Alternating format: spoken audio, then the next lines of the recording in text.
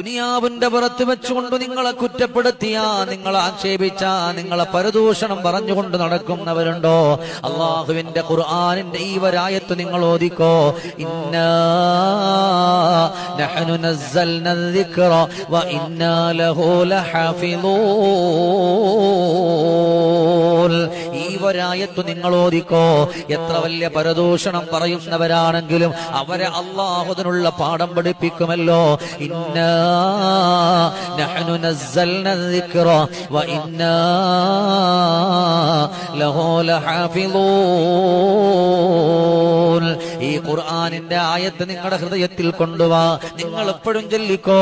ആരെന്ത് പറഞ്ഞാലും, ആരെന്ത് കുറ്റപ്പെടുത്തിയാലും, ആരെന്ത് കളിയാക്കിയാലും ഈ പരിശുദ്ധമായ ഖുർആനിന്റെ ആയത്ത് അവരെ നേരിടുക തന്നെ ചെയ്യും. നമ്മളൊന്നും പറയാൻ പോകണ്ട, നമ്മൾ കുറ്റപ്പെടുത്താൻ പോകണ്ട, നമ്മൾ ആക്ഷേപിക്കാൻ പോകണ്ട.